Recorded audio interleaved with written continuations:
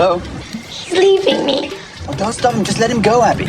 And then what? Rush over to my house and tell me all about it. She was told she was too provocative, too loud, too much. She was told to sit down, tone it down, calm it down. She didn't. She grabbed a microphone, dyed her hair platinum blonde, wrapped herself in lace and crosses and fingerless gloves, and walked out onto a stage in front of the entire world. And the entire world stopped. Over 4 decades, over 300 million records sold, 14 studio albums, a world record for the highest grossing concert tours by a solo artist, 2 Oscar wins, a Rock and Roll Hall of Fame induction on the first ballot. She has been called immoral, blasphemous, washed up, irrelevant, desperate, and every single time, without fail, she came back bigger, louder, more daring, more herself. This is not just the story of a pop star. This is the story of a woman who built herself from nothing, who broke every rule the music industry ever had, who invented and reinvented pop culture itself. This is Madonna, the girl from Bay City, August 16th, 1958, Bay City, Michigan. Madonna. Louise Ciccone enters the world as the third of 6 children. Her father, Silvio Tony Ciccone, is a Chrysler engineer, disciplined, Catholic, strict. Her mother, also named Madonna, is warm, beautiful, loving, and then, when little Madonna is just 5 years old, her mother dies of breast cancer.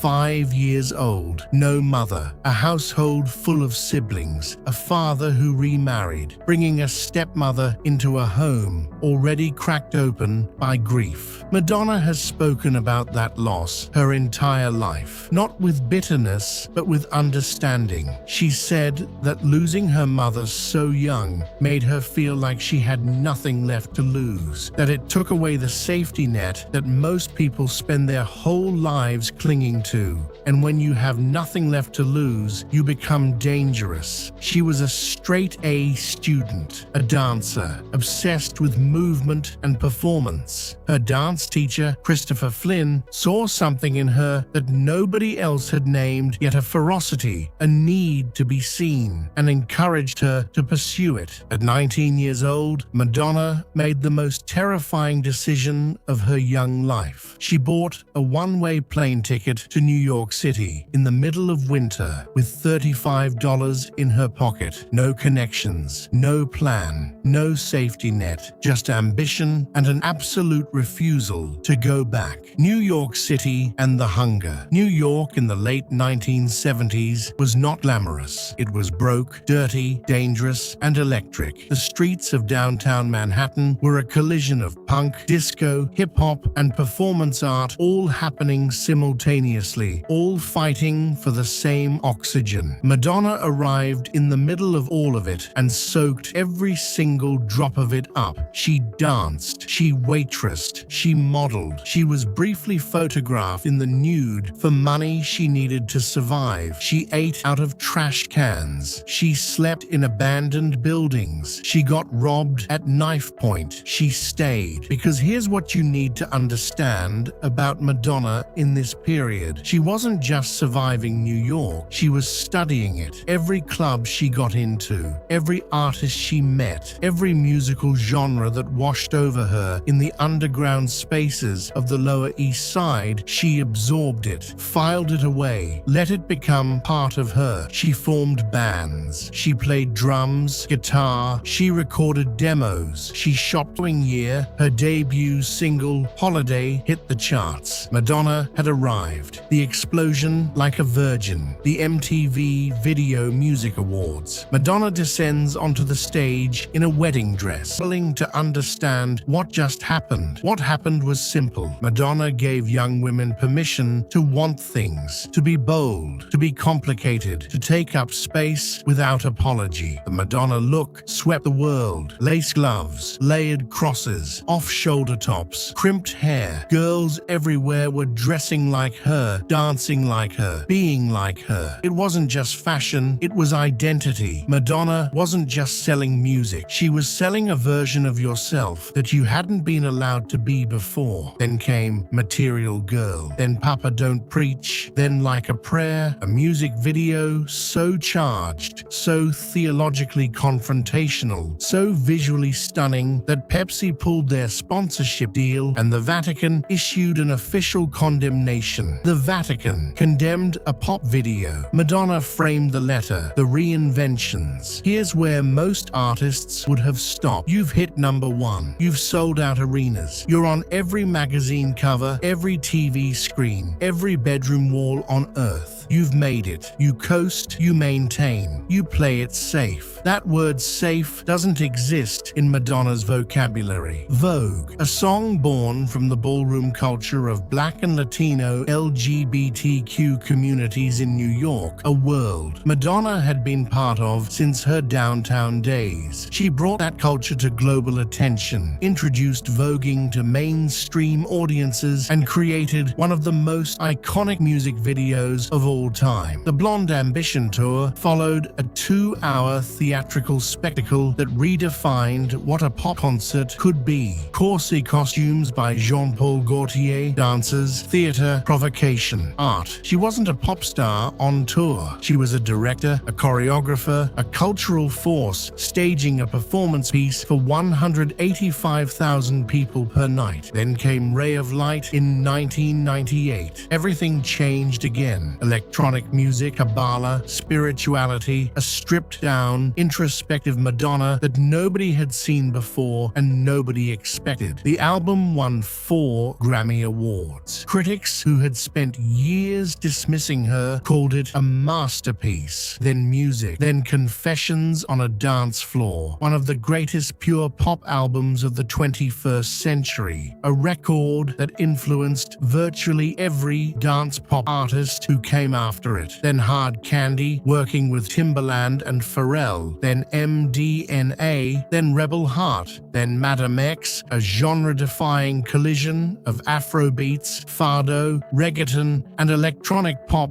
recorded partly in Lisbon, Portugal, where Madonna had quietly relocated her life. Every album, a different person. Every era, a different sound. Every tour, a different spectacle. But what made each reinvention land so hard wasn't just the aesthetics, it was the authenticity behind them. Madonna never changed for the sake of changing. She changed because she was genuinely restless, genuinely curious, genuinely bored of standing still. When she moved to London and became the refined, British-accented Madonna of the early 2000s, people mocked it. When she picked up a guitar and leaned into rock influences on American Life, critics called it forced. When she moved to Lisbon at nearly 60 years old, immersed herself in local music and culture, learned new languages, and recorded Madame X, surrounded by African rhythms and Portuguese fado, the easy narrative was that she was running away from something.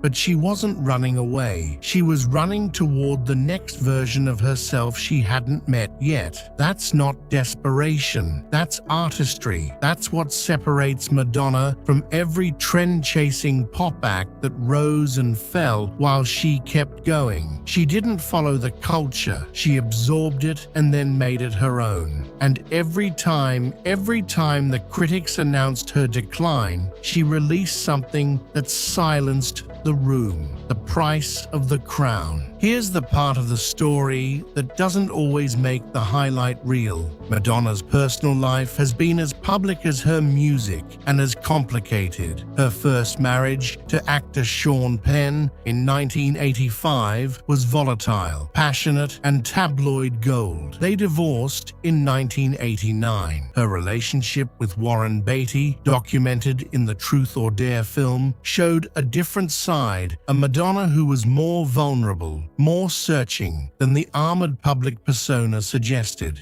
she became a mother. Lourdes in 1996, Rocco in 2000. Later, she adopted 4 children from Malawi: David, Mercy, Stell, and Estera. Motherhood, by all accounts, is where Madonna's walls come down entirely. Her second marriage to director Guy Ritchie ended in 2008 in what was reported as one of the most expensive divorces in British history. And through all of it, the marriages, the breakups, the tabloid invasions, the years when every newspaper seemed to be running a story about how she was past it, desperate, trying too hard, she kept working, kept creating, kept moving forward. Because here's the thing about Madonna that her harshest critics have always misunderstood. She doesn't perform resilience. She is resilient. It's not a strategy or a brand decision. It's just who she is. The little girl who lost her mother at 5 years old, who landed in New York with $35, who got robbed and kept dancing, who got condemned by the Vatican and kept singing. She was never going to sit down. The legacy. Let's talk about what Madonna actually means, because the numbers alone don't capture it. She is the best-selling female recording artist of all time. Her record-breaking Sticky and Sweet tour in 2008 grossed over $408 million, the highest-grossing tour by a solo artist at the time. She has broken Billboard chart records in virtually every decade since the 1980s. But records are just numbers. What matters more is the architecture of modern pop music she essentially designed. Without Madonna, there is no Lady Gaga, a fact Gaga herself has acknowledged. Without Madonna, the conversation around female artists controlling their own image, their own narrative, doesn't happen the same way. Without Madonna, the idea of a pop concert as genuine theatrical art, not just a show with some dancing, simply doesn't exist in the form we recognize today. She mainstreamed LGBTQ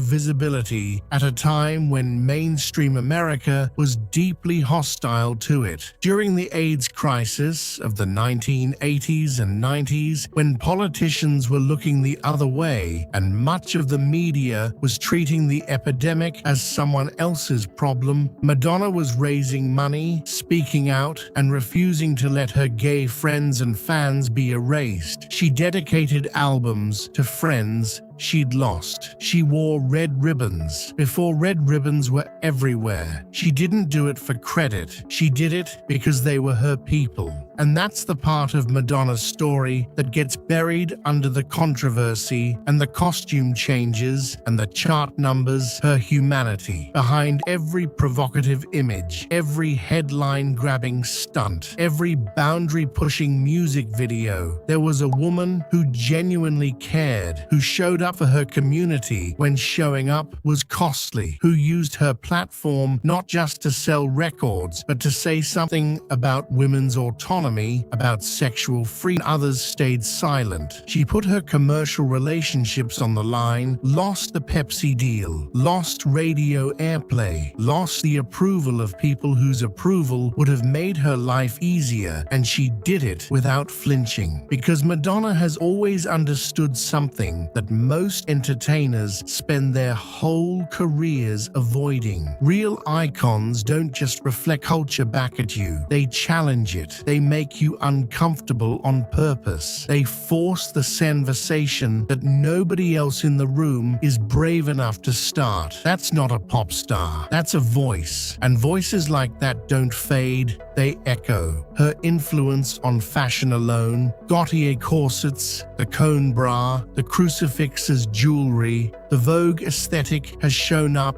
in every major designer's collection for 40 years. And her commitment to reinvention, it didn't just define her career, it changed the expectation of what a career could be. Before Madonna, pop stars had a shelf life. You peaked, you faded, you went on nostalgia tours. Madonna destroyed that model. She taught the music industry that the right artist doesn't fade, they evolve. Beyoncé evolves. Taylor Swift evolves. Rihanna pivots. They all learned, consciously or not, from the blueprint Madonna wrote. So here's where we land. A girl from Bay City, Michigan. No mother. $35. One winter coat. A New York City that didn't care if she made it or not. She made it. Then she reinvented herself. Then she did it again. Then again. Then again. Until reinvention wasn't something she did. It was simply who she was. The critics have written her eulogy so many times they've lost count. And every time they do, she walks back out. A new sound, a new look, a new statement, a new reason for the world to pay attention. She's been called the Queen of Pop for 4 decades. Not because a committee voted on it, not because a magazine gave her the title, because she took it, and she has never, not for a single moment, let anyone take it back. Madonna didn't just survive the music industry, she outlasted it. She outlasted the trends that were supposed to replace her, the artists that were supposed to surpass her, the critics who announced her irrelevance, the eras that were supposed to leave her behind. The Queen doesn't reinvent herself because she's desperate. She reinvents herself because she can, and because she's never found a version of herself that's finished yet. If this story hit different, subscribe right now. Every week we go deep